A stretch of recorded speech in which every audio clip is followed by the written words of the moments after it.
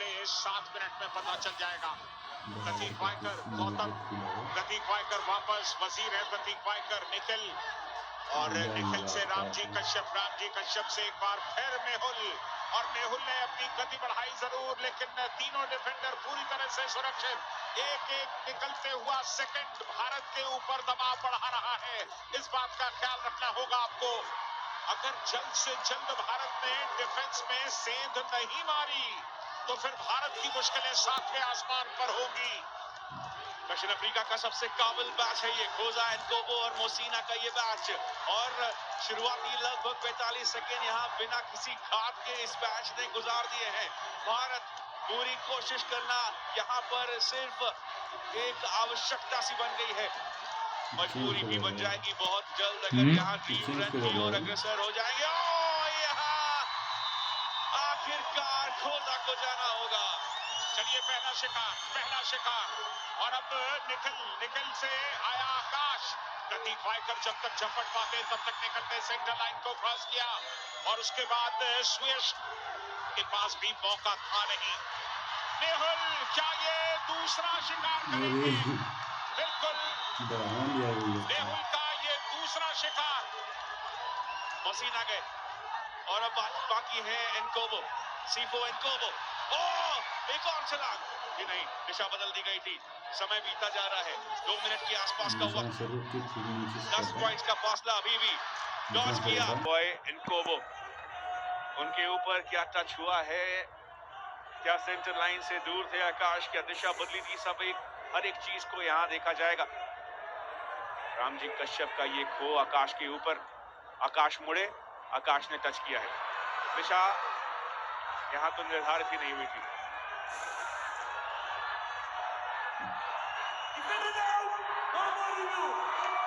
बिल्कुल, डिफेंडर भी आउट और रिव्यू भी समाप्त हुआ। राहत की सांस ली है भारतीय कैंप में। एक पल के लिए, कुछ समय के लिए ऐसा लगा जैसे दक्षिण अफ्रीका इस मुकाबले में पूरी तरह से हावी है, लेकिन अब मामला थोड़ा सा आसान होता जा रहा है। 5 मिनट का वक्त बाकी है, 8 पॉइंट्स चाहिए भारत को, और ये भी इंश्योर करना होगा कि साउथ अफ्रीका कोई भी ड्रीम रन न बना पाए। साउथ अफ्रीका के लिए इस मैच के ऊपर सब कुछ निर्भर करता है, टाइटेका, स्विनी और पीरी। अगर किसी तरह यहाँ पर बचे हुए 5 मिनट में ज्यादा से ज्यादा वक्त बिता गए तो फिर मामला गड़बड़ हो जाएगा, लेकिन नहीं, ऐसा होने नहीं देंगे भारतीय खिलाड़ी। मेहुल तैयार थे और दौड़ लगाते हुए एक बार फिर से प्रतीक वाइकर से अब आ चुके हैं Akash Kumar. Early rise,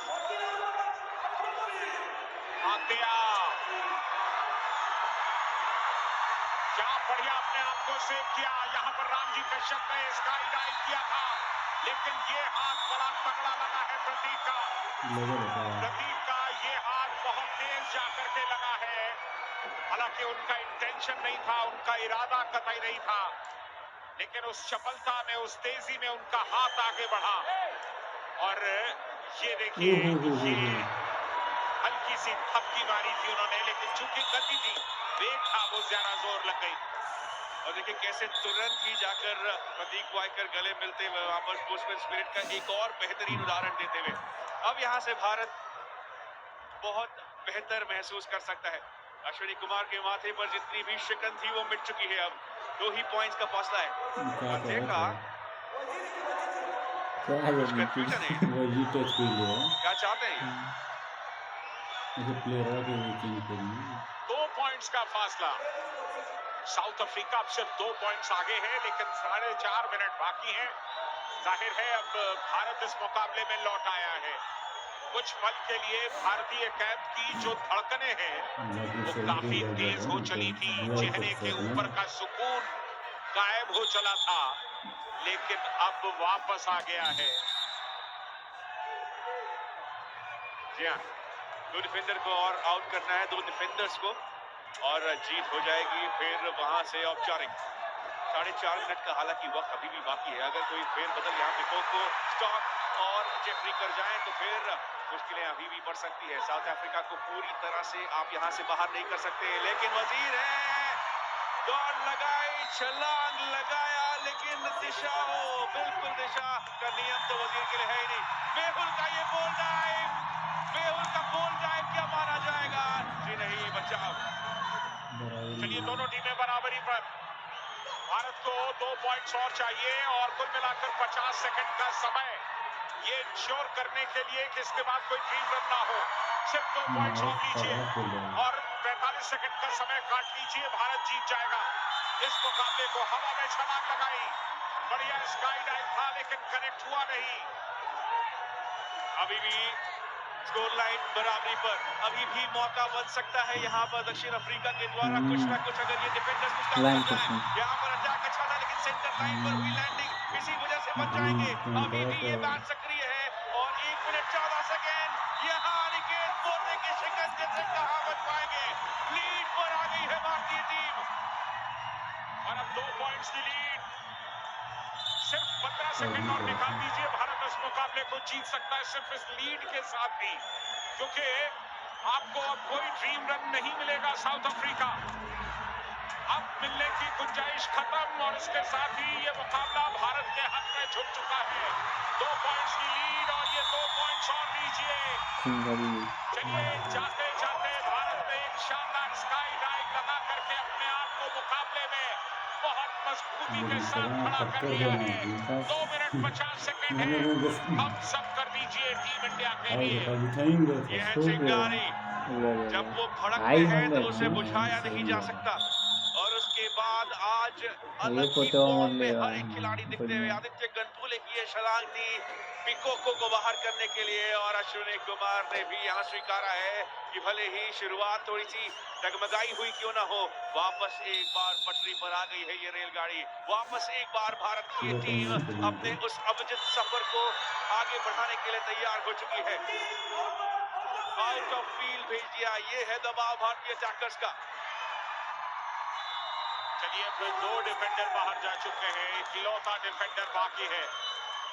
2 minute 30 second का खेल बाकी है और ये तीसरा डिफेंडर भी गया और भारत ने अपना खोया हुआ मिडास टच दोबारा हासिल कर लिया।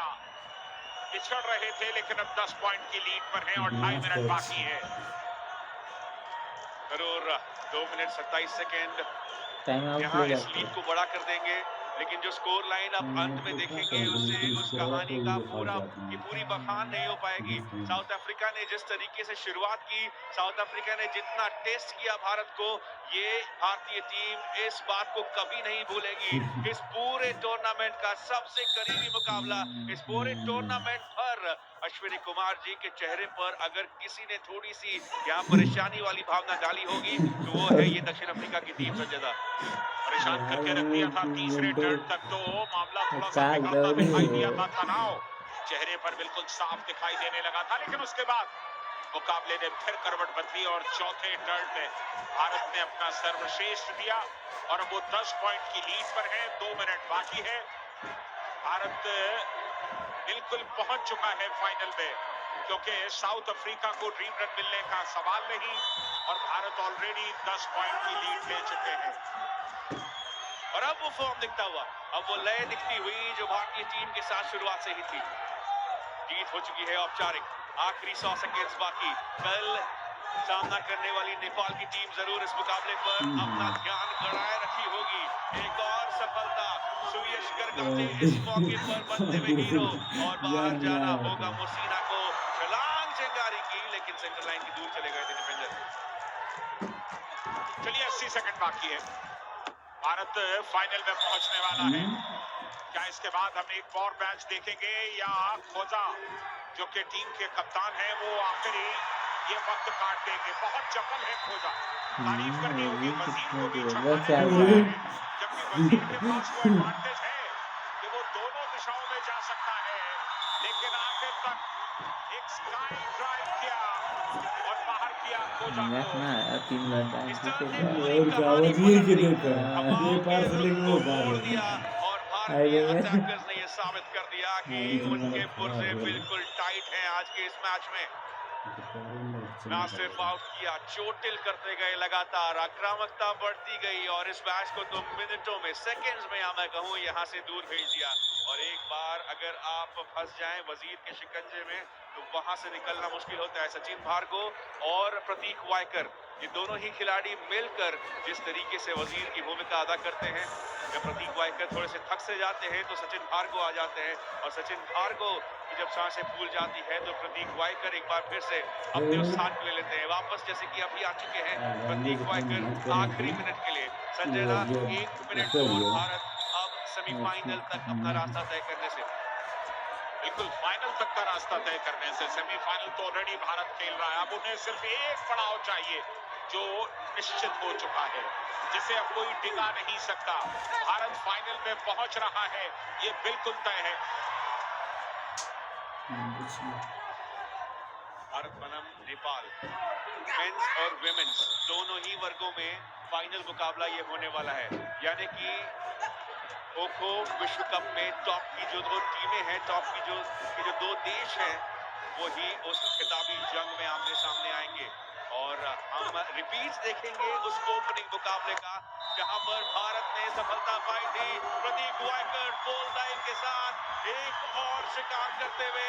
भारत का आंकड़ा पहुंचा 60 और इसके साथ साथ सीटी बन जाएगी, घोषणा हो जाएगी कि भारत पहुंच चुके हैं फाइनल तक। अश्विनी कुमार और उनका ये गुट, अभी तक इन्होंने हार का चेहरा नहीं देखा। भारत फाइनल में पहुंचता हुआ। ये अलिया कर रहा है अल्टीमेट में है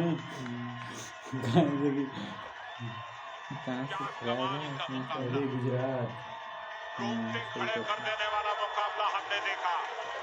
अब ये सेलिब्रेशन महिलाओं की टीम का भी, उन्हें पता है कि भारत की महिला और पुरुष दोनों टीमें फाइनल खेलने वाली हैं, और उम्मीदें हैं कि क्या दोनों गोल्ड भारत की झोली में आएंगे।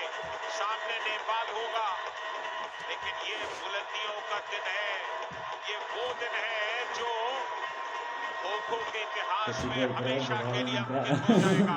भारत विश्व कप के फाइनल में पुरुष और महिला दोनों वर्गों में। भारतवर्ष से निकला हुआ ये खेल और भारत देश ने अपनी दावेदारी यहाँ पर तय कर ली है। खिताबी जंग में भारत जरूर दिखेगा, इस बात को सुनिश्चित कर लिया है। कितने रंग इस देश के, और हर एक रंग ने जो अपना जलवा बिखेरा है यहाँ इस खो-खो के मैच पर, उसके तो हम कायल बनकर रह जाएंगे। संजय दा, ये वो टीम है जहां पर अलग अलग देश के कोनों से, अलग अलग पृष्ठभूमि से आने वाले खिलाड़ियों ने अपना दावा ठोका है, और जो तीव्र तैयारी हुई है पिछले कुछ महीनों में, जो तैयारी हुई है, उसका एक प्रमाण यहाँ पर दिखता हुआ। साउथ अफ्रीका ने लेकिन पूरी तरह से आज टेस्ट किया।